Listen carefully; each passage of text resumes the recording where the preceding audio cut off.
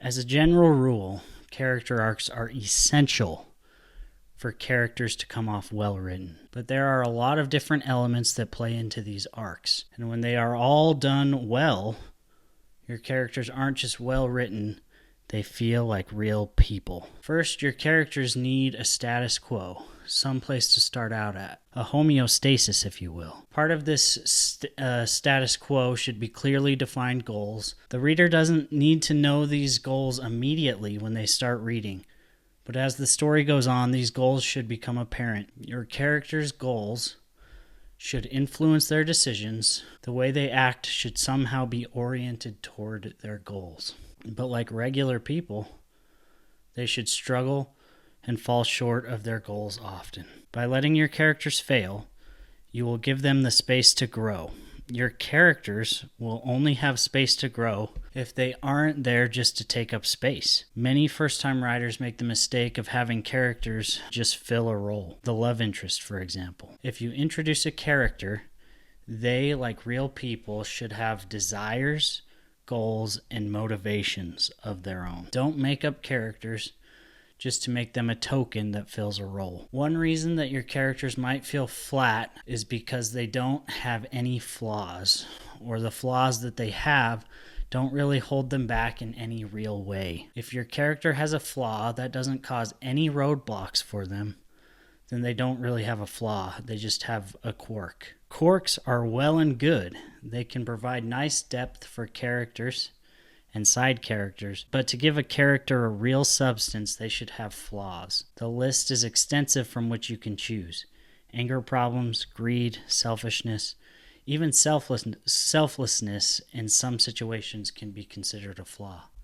When a character has a flaw that gets in the way of their own goals, then the flaw becomes a great source of character conflict. This will drive your character and your plot forward. Another sign of a poorly written character is lack of stakes.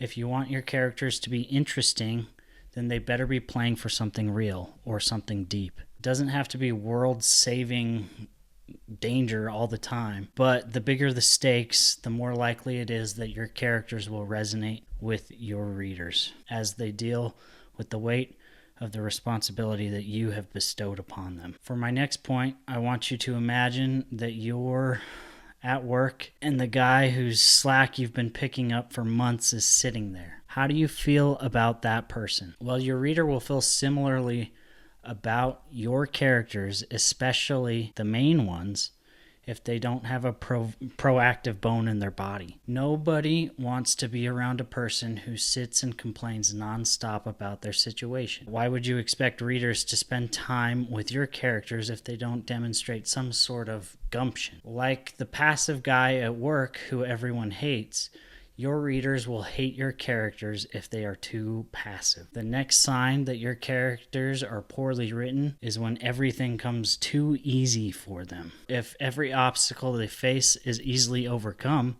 how is that interesting? It doesn't show any growth or cause any change in your characters if they always succeed. There are several ways to get around everything feeling too easy for your characters. One of my favorites is to let them succeed at whatever they're trying to do, but have the consequences of the success put them in a worse situation. You could always just let them totally fail, but be careful. Too much failure could turn your reader off. The final point I want to make isn't really a sign that your characters are bad, but rather some advice. Poorly written is not the same as unlikable. Unlikable characters can be deep, well thought out, and incredibly rounded characters. Just because a character is unlikable, don't automatically mistake them for being poorly written. Thanks for watching the video. If you like the video, please consider subscribing, and that really helps me out.